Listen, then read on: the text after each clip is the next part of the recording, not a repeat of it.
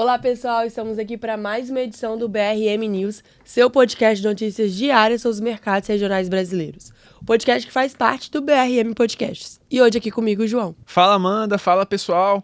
E hoje nós vamos começar o episódio falando sobre os dados de desenvolvimento aqui no Espírito Santo, o avanço logístico e portuário no estado, os impactos da guerra comercial entre os Estados Unidos e a China para o agro brasileiro, além também dos desafios e das promessas do governo Lula no campo fiscal e institucional. E a gente começa com uma ótima notícia para os capixabas. Vitória é a terceira capital mais desenvolvida do país, segundo o índice Firjan de Desenvolvimento Municipal.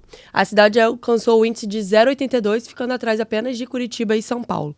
É um dado que reforça o papel da capital capixaba como referência em saúde, educação e emprego.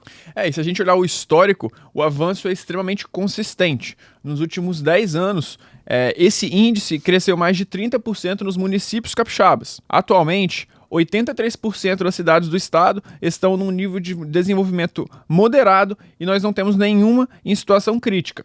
O destaque fica para a Venda Nova do Imigrante, que é a cidade mais bem colocada no Espírito Santo no ranking, ocupando a 51ª posição entre mais de 5.500 municípios. E esse desenvolvimento ele não acontece por acaso, né? Ele vem acompanhando de investimentos em infraestrutura e transformando a logística e o potencial de exportação do estado.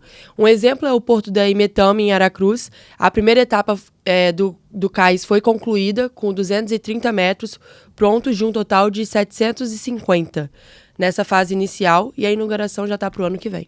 A proposta do porto nós já conhecemos e ela é bem ousada, né? Que é justamente atender os maiores navios do mundo e consolidar o estado como um hub estratégico para conectar o Brasil, o Mercosul, principalmente a Ásia. Com mais de 17 metros de profundidade e podendo chegar até a 25, o porto da Imetama ele já vai nascer preparado para atender os maiores navios do mundo. E nessa primeira fase, a meta é movimentar cerca de 300 mil containers por ano, para que na sua capacidade máxima atinja 1 milhão de containers com a expansão.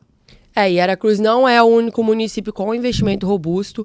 Em Viana, o Centro Logístico da Grande Vitória está em plena expansão. A Setlog, que é o braço da família Belmonte, está investindo 100 milhões para abrir mais de 76 mil metros quadrados de galpões.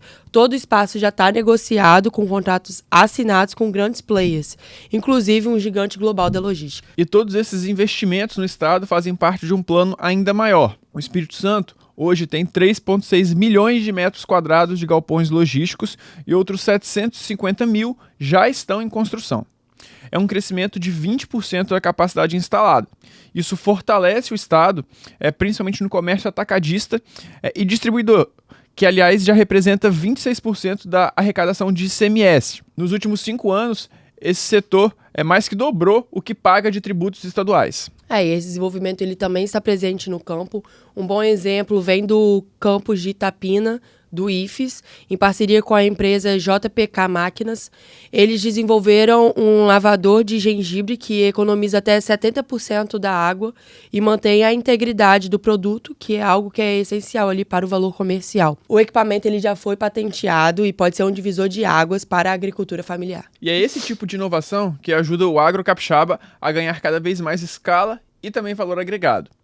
E por falar em agro, no cenário internacional, o Brasil já tem alguns motivos para comemorar. Apesar da tarifa de 10% imposta pelos Estados Unidos sobre a carne bovina, as exportações para lá cresceram quase 500% em abril. Os Estados Unidos, atualmente, são o segundo maior mercado para a nossa carne e o primeiro continua sendo a China, que corresponde a 42% das exportações totais do setor. Essa alta nas exportações ocorre no momento em que a guerra comercial entre a China e os Estados Unidos está se intensificando. O Trump ele anunciou novas tarifas e, ao mesmo tempo, ele tenta acordos ali com o Reino Unido e outros países. O Brasil, por um lado, ele vem se posicionando bem ali no tabuleiro. Em novembro do ano passado, o país firmou acordos com a China, que abriram espaço para frutas frescas, gergelim e outros produtos até então poucos exportados. O impacto é que algumas empresas brasileiras já começam a se ajustar para esse ano de 2025. A Brasil Agro, por exemplo, decidiu segurar parte da soja para vender somente no segundo semestre, acreditando numa demanda maior dos chineses e, consequentemente, num preço mais elevado, justamente por causa de toda essa guerra tarifária. Essa é uma estratégia que pode render, eventualmente, bons frutos para a empresa e para os grãos brasileiros. Enquanto o agro ali, ele comemora, o governo Lula ele tenta reforçar ali a credibilidade fiscal. Em reunião com a agência de classificação de risco Moody's, o ministro Fernando Haddad ele reafirmou que o Brasil vai cumprir a meta fiscal em 2025, pelo segundo ano consecutivo. Segundo ele, os analistas da Moody's, eles ficaram surpresos com o desempenho de 2024 e estão atentos a reformas em curso. Uma das principais vitrines do governo hoje é justamente a reforma tributária. Mas Haddad também destacou que a transição ecológica e o plano de atração de data centers, que envolve antecipar benefícios da reforma para esse setor estratégico, são muito relevantes também. Ele não comentou sobre algumas polêmicas vigentes, como a política monetária ou até mesmo o INSS, que aliás voltou ao centro das atenções por causa de toda essa descoberta da fraude bilionária. A AGU, a Advocacia Geral da União, ele pediu bloqueio de 2,5 bilhões de reais de entidades envolvidas com descontos indevidos, com a aposentadoria.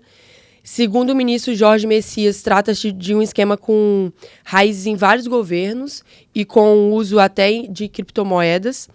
A crise política se agravou após o vídeo do deputado Nicolas Ferreira, culpando o governo Lula, e a resposta do Planalto veio com um dossiê mostrando que parte da estrutura vem desde Temer e Bolsonaro. À medida que esse quadro político ele segue cada vez mais aquecido, os dados econômicos que saíram trouxeram algum alívio.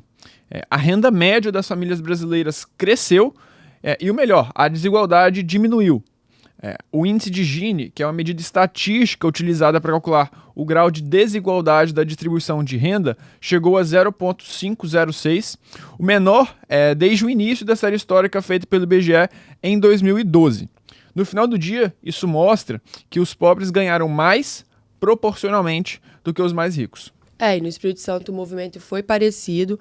A renda média do trabalhador capixaba chegou a mais ou menos R$ 3.100, acima da média nacional.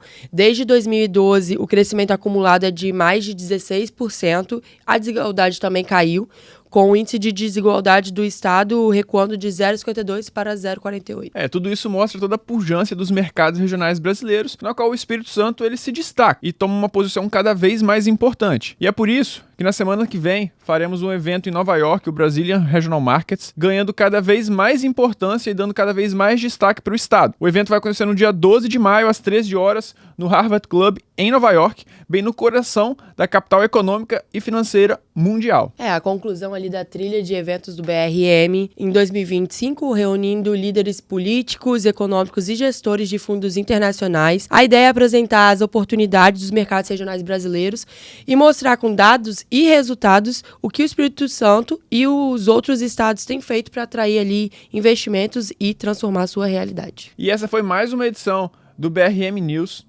Não deixem de nos acompanhar e nos seguir nas redes sociais, tanto no YouTube quanto no Spotify, para ficar por dentro de todas as novidades do evento da semana que vem. Tchau!